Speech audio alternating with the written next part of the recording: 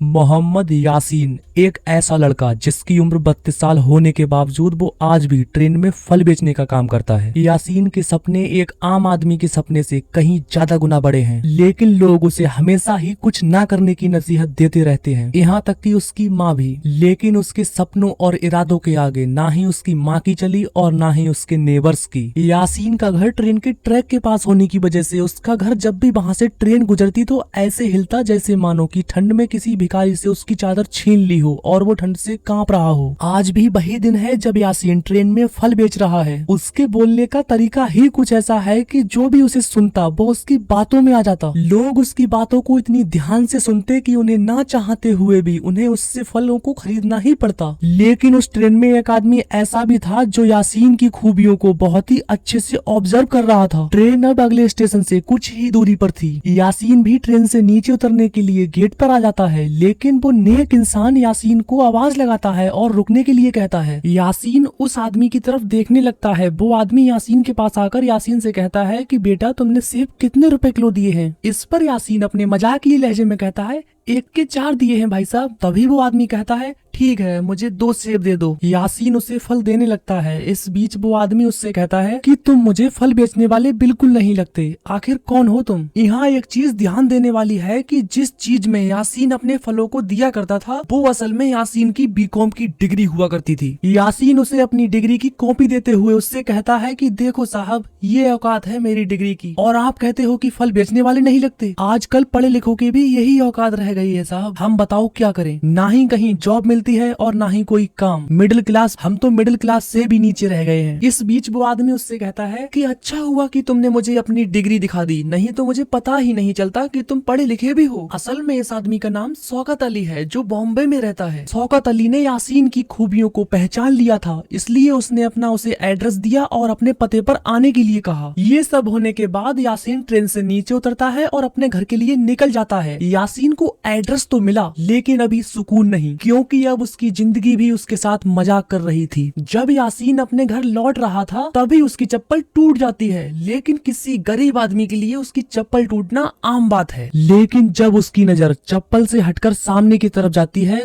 तो वो दृश्य दिल को झकझोर कर रख देने वाला था। यासीन अपनी पूरी जिंदगी की सच्चाई को जान चुका था। वो वहाँ से अपनी टूटी चप्पल को उठाता है और सीधा अपने घर की ओर निकल जाता है और अपनी जॉब के बारे में अपनी माँ और छोटे भाई सलीम को बताता है। तभी उसकी माँ उससे कहती है कि बेटा तू वहाँ मत जा, एक तू ही तो है जिसके सहारे ये घर चलता है, अगर तू भी चला जाएगा तो फिर हमारा क्या होगा। जब यासीन ने अपनी जॉब के बारे में अपनी माँ और भाई को बताया था तो उसके पास एक नेवर भी था। वो यासीन से कहता है कि बेटा तू वहाँ मत जा, क्योंकि जो भी बम्बई गया है वो आज तक लौट कर नहीं आया और एक अनजान आदमी के सहारे इतना दूर जाना सही नहीं। तू मेरी बात मान और वहाँ जाने की जिद छोड़ दे, यहीं रहकर किसी जॉब को तलाश कर और अपना घर बसा। ये लोग जॉब के बारे में बात कर ही रहे होते हैं तभी वहाँ पर एक औरत खाना लेकर आती है। यह औरत कोई और नहीं बल्कि वही औरत थी जिसको यासीन ने स्टेशन से आते वक्त झूठे खाने को एक तरफ बर्तन में निकालते देखा था। यासीन उस औरत को जैसे ही देखता है तो यासीन की मासूमियत भरी नजरें उस खाने को घूरने लगती हैं। आज यासीन अपनी माँ से कहता है माँ मैं तुझे 2 दिन बाद खबर भेजता हूँ। इतना कहकर यासीन अपनी चप्पल पहनता है और सीधा खानापुर स्टेशन से बम्बई की ओर निकल जाता है। यासीन बम्बई पहुंचकर सीधा शौकत अली खान से मिलता है। शौकत भाई उसे देखते ही पहचान लेते हैं। शौकत अली ने उसे एक बुकिंग एजेंट की जॉब दी, क्योंकि शौकत अली खान का एक मुअज्जम मंजिल गेस्ट हाउस था, जो था तो एक गेस्ट हाउस लेकिन उसमें गेस्ट के नाम से कोई भी नहीं आता था। लेकिन यासीन उनके धंधे को बहुत ही अच्छी तरीके से समझ चुका था, इसलिए उसने अपना दिमाग लगाया और पूरे आसपास के एरिया में उसने अपने कार्ड्स को छपवाकर अपने आसपास के सारे टैक्सी ड्राइवर्स और पान वाले बीड़ी वाले सबको आसपास बांट दिए। और अब जो भी व्यक्ति उसके मुअज्जम मंजिल गेस्ट हाउस तक गेस्ट को लेकर आता उसे वो 5 रुपए दिया करता। अगर कोई गाड़ी वाला वहां तक किसी गेस्ट को लेकर आता तो उसे वो पर गेस्ट के हिसाब से 5 रुपए दिया करता। और इस तरह से यासीन ने अपने धंधे को बहुत ही तेजी के साथ ग्रो कर लिया। शौकत भाई यासीन की काबिलियत की बहुत ही ज्यादा सराहना करने लगे। एक दिन शौकत भाई अपने काम में बिजी थे, तभी यासीन सीढ़ियों से चलकर ऊपर की तरफ आ रहा होता है। तभी उसकी नजर शौकत अली की बेटी पर जाती है जो कि उसको खाना देने के लिए आई थी। और यहाँ से शुरू होता है यासीन का लेडी लव। शौकत अली भाई भी उसकी भावनाओं को समझ जाते हैं और वो यासीन की शादी नफीजा के साथ करा देते हैं। यासीन अपनी इस जिंदगी के साथ था तो खुश, लेकिन वो इस जिंदगी में घुट घुट कर नहीं रहना चाहता, क्योंकि उसकी इच्छा थी कि वो एक बड़ा आदमी बने। क्योंकि उसने अपनी माँ से कहा था कि माँ, मैं तभी लौटूंगा जब मैं एक बड़ा इंसान बन जाऊंगा। यासीन को अब इतनी भी समझ नहीं रही थी कि वो किस धंधे में कदम रखने जा रहा है, वो धंधा सही भी है या गलत। अब उसने एक ऐसे धंधे में कदम रख दिया था जिससे उसका नाम पहली बार पुलिस रिकॉर्ड में आने वाला था। उसने शौकत अली भाई को बताए बिना ही अपने भाई को बुला लिया और अपने भाई के साथ ही मिलकर जाली दस्तावेज बनाने लगा, जो कि लोगों को गल्फ जाने में मदद करते थे। वो लोगों के पासपोर्ट और कॉलेज की डिग्री वगैरह बनाया करता था, जिससे लोग बिना पढ़े भी पढ़े हुए माने जाएं। एक दिन वो एक आदमी के जाली दस्तावेज बना रहा होता है, तभी वहाँ पर पुलिस की रेड बढ़ जाती है, जिसका अंदाजा यासीन को रत्ती भर भी नहीं था। और उस पुलिस वाले का नाम मधुकर डोम्बे था, जो वहाँ का बहुत ही खतरनाक ऑफिसर था। वो यासीन को उठाकर सीधा पुलिस स्टेशन ले जाता है और उससे पूछताछ करने लगता है कि तेरे साथ और कौन कौन मिला हुआ है। लेकिन यासीन उस समय उससे मना कर देता है कि मेरे साथ कोई और नहीं है। लेकिन मधुकर डोम्बे को उसके साथी का पहले ही पता चल चुका था, जो कि उसका भाई सलीम ही था। लेकिन यासीन ने उसका नाम नहीं लिया, क्योंकि वो अपने साथ अपने भाई को फंसाना नहीं चाहता था। यासीन को एक थप्पड़ लगाकर लॉकअप के अंदर डाल दिया जाता है। वहाँ पर यासीन को एक आदमी मिलता है, जो कि उससे कहता है, लो भाई, ये लो, खाना खा लो। लेकिन यासीन उससे कहता है, नहीं, मैं अपने घर जाकर ही खाना खाऊंगा। और फिर वो आदमी उस पर हंसने लगता है। वो इंसान उससे कहता है, तुझे लगता है कि तू यहाँ से बाहर निकल पाएगा? ये लोग आपस में बात कर ही रहे होते हैं, तभी इनको फिर से पूछताछ के लिए बुलाया जाता है। मधुकर यासीन से कहता है, तू मुझे बता देगी तेरे साथ और कौन कौन मिला हुआ है? लेकिन यासीन उससे कहता है, सर, मेरा इसमें कोई हाथ नहीं है, मैं तो सिर्फ लोगों की मदद करता हूँ। क्योंकि यासीन जब भी लोगों के जाली दस्तावेज बनाया करता था तो उसको ऐसा लगता था कि वो लोगों की मदद कर रहा है। जब इस बात की खबर शौकत अली भाई को लगती है तो वो सीधा नफीजा के साथ पुलिस स्टेशन पहुंचते हैं। यहाँ दूसरी तरफ यासीन से जिस आदमी ने खाने के लिए पूछा था, वो आदमी यासीन से कहता है कि भाई, तू पहले क्या करता था? यासीन उससे कहता है कि मैं पहले गल्फ में रहा करता था और वहीं पर ही मेरी एक जॉब थी। तो वो इंसान हंसते हुए कहता है, तो वहाँ की अच्छी जिंदगी छोड़कर तू यहाँ पर क्या करने आया है? यासीन कहता है, कोई इंसान अपने परिवार को छोड़कर अकेले बाहर कैसे रह सकता है? तभी वो कहता है, हाँ, ये बात तो सही है, कोई भी अपने बीवी बच्चों को छोड़कर बाहर की दुनिया में नहीं रह सकता। तभी वो आदमी यासीन की तरफ हाथ बढ़ाते हुए कहता है,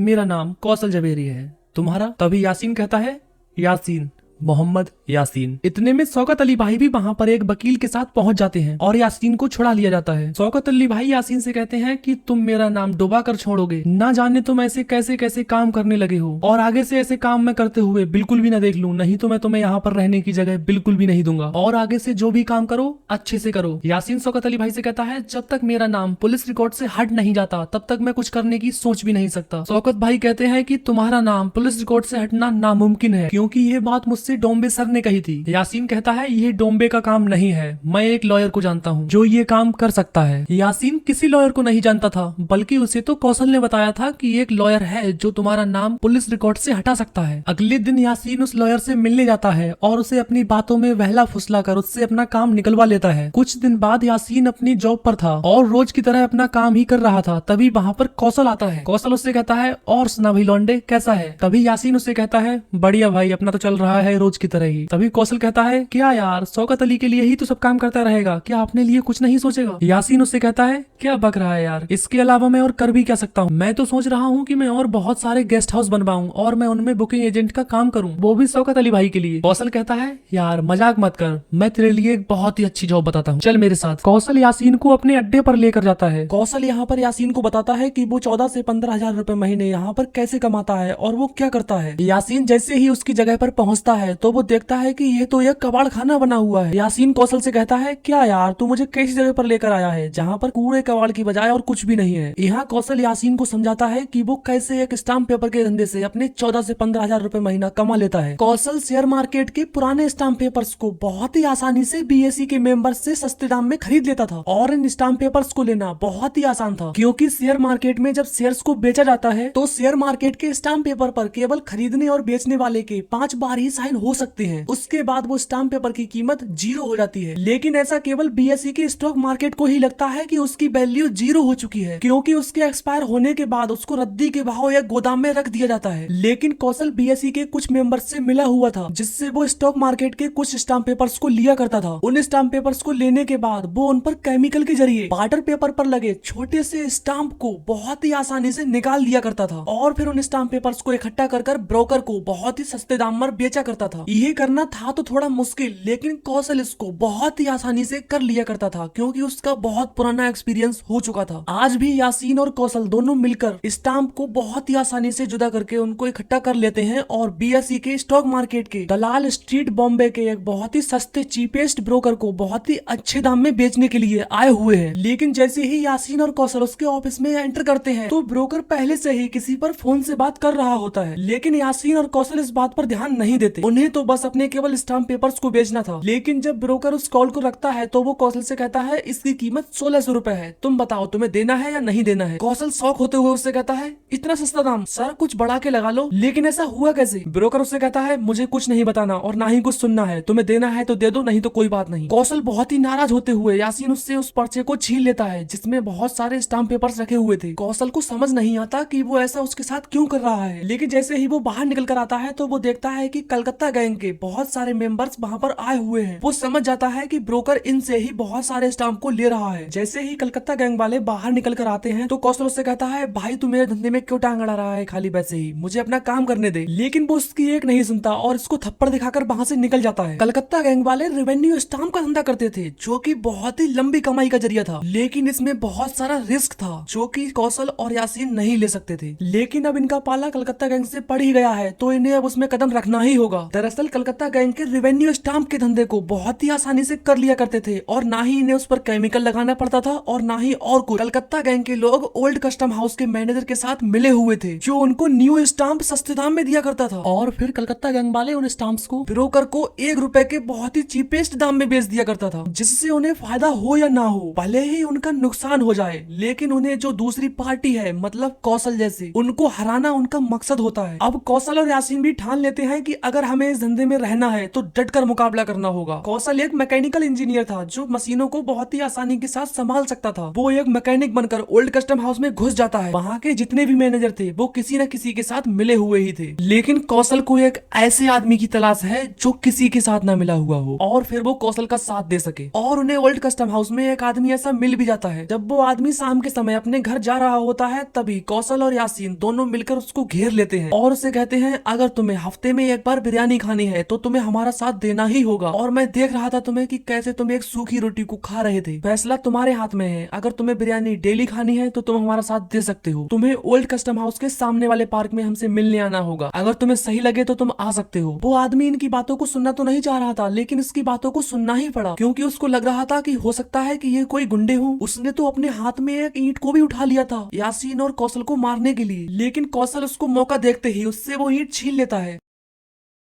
और उसके प्लान के बारे में बहुत ही अच्छे से उसको समझा देता है। अगले दिन यासीन और कौशल पार्क में उसका वेट करने लगते हैं। कौशल यासीन से कहता है क्या तुझे लगता है कि वो आएगा? यासीन कौशल से कहता है जहाँ तक मेरा मानना है वो पक्का यहाँ पर आएगा। और देखते ही देखते वो आदमी वहाँ पर आ जाता है। वो थैले में बहुत सारे स्टाम्प पेपर्स को लाया था, लेकिन जैसे ही कौशल उन स्टाम्प पेपर्स को पढ़ने लगता है और देखता है सही से तो वो देखता है कि वो उसके मतलब के है ही नहीं। तो वो उसको गाली देने लगता है और सारे स्टाम्प पेपर्स को वापस कर देता है और उससे कहता है क्या साले तू ये क्या लेकर आया है, तुझसे जो आया था वो तो लाया ना गया। इतना वो लोग बात कर ही रहे होते हैं तभी वहाँ पर कलकत्ता गैंग के सारे मेंबर्स आ जाते हैं। फिर इन लोगों में भागदड़ मच जाती है और ये लोग भागने लगते हैं, लेकिन ये लोग भाग ही नहीं पाते। वो लोग इनको पकड़कर बहुत पीटते हैं। इस मारपीट के बीच उस आदमी को बहुत सारी चोटें आती हैं, वो तो यहाँ तक कि हॉस्पिटल भी पहुंच जाता है। जब कलकत्ता गैंग वाले मारपीट कर रहे थे तो यासीन का ध्यान उन स्टाम्प पेपर्स पर था जिनको कलकत्ता गैंग वाले बहुत ही ध्यान पूर्वक पढ़ रहे थे। यासीन समझ जाता है कि इन स्टाम्प पेपर्स में कुछ तो अलग था, जो कि कलकत्ता गैंग वाले इतने गुस्से में हमारे पास आए थे और मारपीट करने लगे। यासीन तुरंत ही वहाँ से उठकर हॉस्पिटल की तरफ जाता है और उस आदमी से मिलता है, लेकिन वो आदमी तो उससे मिलना ही नहीं चाह रहा था। उसने जैसे ही यासीन को देखा तो अपने पास पड़ा चाकू उसने उठाया और उसकी तरफ दिखाने लगा, लेकिन यासीन उससे कहता है अरे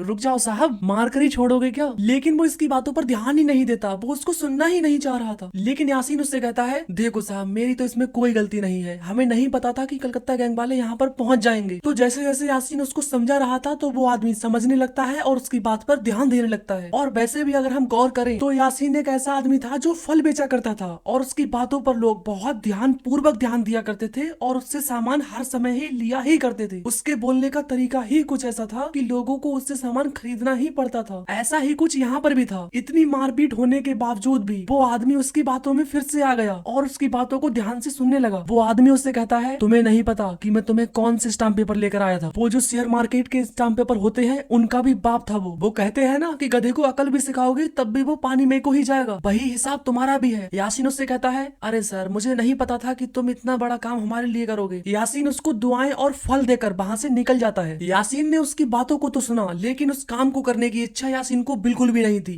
बल्कि उसका दिमाग तो कुछ और ही सोच रहा था और उसने एक ऐसा प्लान बना लिया था जो आज तक की दुनिया का सबसे बड़ा प्लान था और शायद ही ऐसा कोई सोच पाता कि हमें ऐसा भी करना होगा। अब यासीन अपने प्लान के साथ सीधा अपने अड्डे पर आता है जहाँ कौशल पहले से ही मौजूद था। अब यासीन कौशल से कहता है, मैं तेरे लिए एक बहुत ही अच्छा प्लान लेकर आया हूँ। अब हमें पैसे कमाने की कोई जरूरत नहीं है और ना ही किसी केमिकल को लगाकर किसी स्टाम्प पेपर को बनाने की। कौशल उसकी बातों को समझ ही नहीं पा रहा था। तो यासीन उससे कहता है, अच्छा तू ही बता, अगर मैंने तुझको एक प्लेट हलवा दिया और अगर मैंने उसमें से एक चम्मच ले लिया तो तुझ पर कोई फर्क पड़ेगा? तो कौशल कहता है, नहीं मुझ पर कोई फर्क नहीं पड़ेगा। तो उसकी बात पर यासीन कहता है, ऐसा ही कुछ मैं करने वाला हूँ। तुझे पता है 33,000 करोड़ का रेवेन्यू सिर्फ सरकार स्टाम्प पेपर को बेचकर ही कमाती है, जिसकी 10% इनकम महाराष्ट्र से जाती है और 80% बम्बई से, और इसका 2500 करोड़ का सालाना इनकम सोर्स है। और तुझे पता है ये ब्लैंक डेड स्टाम्प पेपर्स सभी कामों में आते हैं, जैसे कि जमीन का बंटवारा, company deed, partnership deed, agreement to sell, यहाँ तक कि बिल भी। इन सभी कामों में स्टाम्प पेपर काम आता है। और अगर मैं हलवे को छोड़कर आज एक चम्मच की बात करूं तो 30,000 करोड़ में से अगर मैं एक चम्मच चुरा भी लूं तब भी उन पर कोई फर्क नहीं पड़ेगा। कौशल कहता है, एक चम्मच मतलब? यासीन कहता है, एक चम्मच मतलब 70 से 80 करोड़ रुपए। और इतने पैसे सुनकर तो कौशल का मुंह फटा की फटा रह जाता है। यासीन कहता है, हम स्टाम्प पेपर से सीधा स्कैम पेपर करेंगे और पैसे कमाएंगे नहीं बल्कि बनाएंगे। यहाँ से आगे सीरीज में बहुत ही मजा आने वाला है, तो सीरीज को पूरा देखने के लिए चैनल को सब्सक्राइब कर लें। मैं मिलता हूँ आपसे इतने ही टाइम कल नेक्स्ट पार्ट के साथ, और हम नेक्स्ट पार्ट में देखेंगे कि यासीन कैसे उस स्कैम को अंजाम देता है। Thank you for watching.